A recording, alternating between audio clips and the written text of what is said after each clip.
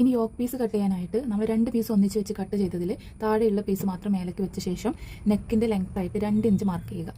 Neck വിടുത്ത് 2.25 ഇഞ്ചും mark ചെയ്യുക. അതൊരു ബോക്സ് ആയിട്ട് വരച്ച ശേഷം നെക്ക് ഷേപ്പ് ചെയ്യുക.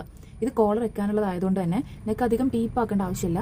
ഇനി നെക്ക് ലെങ്ത്തിൽ നിന്ന് 1/2 ഇഞ്ച് മാർക്ക് ചെയ്യുക. എനിക്ക് ഈ ടോപ്പിൻ്റെ കോളർ ഭാഗത്ത് ചെറിയൊരു ഗ്യാപ്പ് വേണം. അതിന് വേണ്ടിയിട്ടാണ് 1/2 ഇഞ്ച് മാർക്ക് ചെയ്തത്. ഇനി ഗ്യാപ്പ് വേണ്ടാന്നുണ്ടെങ്കിൽ 1/2 ഇഞ്ച് മാർക്ക് ചെയ്യേണ്ട ആവശ്യമില്ല. ഇനി ആം ഹോളിൻ്റെ താഴെ 2 ഇഞ്ച് മാർക്ക് ചെയ്യുക. ഇനി നമ്മൾ മാർക്ക് ചെയ്തിട്ടുള്ള ആ 2 പോയിന്റുകളും കൂടിയിട്ട് ഒന്ന് ജോയിൻറ്റ് ചെയ്യുക. ഞാനൊരു കർവ് ഷേപ്പ് കൊടുക്കുന്നുണ്ട്. സ്ട്രെയിറ്റ് ആയിട്ട് വേണമെങ്കിലും ചെയ്യാം. ഇനി ആ പീസ് കട്ട് ചെയ്താൽ യോക്കിൻ്റെ വർക്ക് മെറ്റീരിയൽ ചെയ്യാനുള്ള പീസ് കിട്ടും. ആ പീസ് ആം ഹോളിൻ്റെ ഭാഗത്ത് കറക്റ്റായിട്ട് വെച്ച് കൊടുത്താൽ മതി. ഇനി ടോപ്പിന് ഫ്രണ്ട് നെക്കിൽ ഒരു ഡയമണ്ട് ഷേപ്പിൽ ഒരു ഗ്യാപ്പ് വരുന്നുണ്ട്. അത് കട്ട് ചെയ്യാനായിട്ട് നമ്മൾ നേരത്തെ മാർക്ക് ചെയ്ത് മാറ്റി വെച്ച ആ ഒരു പീസ് എടുക്കുക. എന്നിട്ട് നെക്ക് ലെങ്ത്ത് മാർക്ക് ചെയ്യുക. എനിക്ക് 4 ഇഞ്ചാണ് നെക്ക്. അതിൻ്റെ കൂടെ 1/2 ഇഞ്ച് കൂട്ടി മാർക്ക് ചെയ്യുക. ഇനി ആം ഹോളിൽ നിന്നാണ് ഇതിന് ഷേപ്പ് കൊടുക്കേണ്ടത്. ആം ഹോളിൽ നിന്ന് 2 ഇഞ്ച് താഴേക്ക് മാർക്ക് ചെയ്ത ശേഷം സ്ട്രെയിറ്റ് ലൈൻ വരയ്ക്കുക.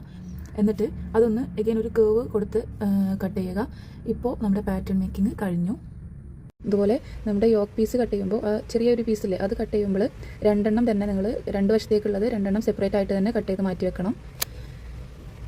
അല്ലാന്നുണ്ടെങ്കിൽ നമ്മൾ വർക്ക് മെറ്റീരിയൽ വെക്കുമ്പോൾ അത് തിരിഞ്ഞു പോകാനുള്ള ചാൻസ് ഉണ്ട്. ഇനി എന്തെങ്കിലും ഡൗട്ട് ഉണ്ടെങ്കിൽ എൻ്റെ അടുത്ത് ചോദിച്ചാൽ മതി, ഞാൻ പറഞ്ഞുതരാം. ഇനിയിപ്പോൾ ഇത് മെറ്റീരിയലിൽ കട്ട് ചെയ്യാനായിട്ട് ഭയങ്കര ഈസിയാണ്. അത് എങ്ങനെയാണെന്നുള്ളത് ഞാൻ നെക്സ്റ്റ് വീഡിയോ ആയിട്ട് ചെയ്യാം.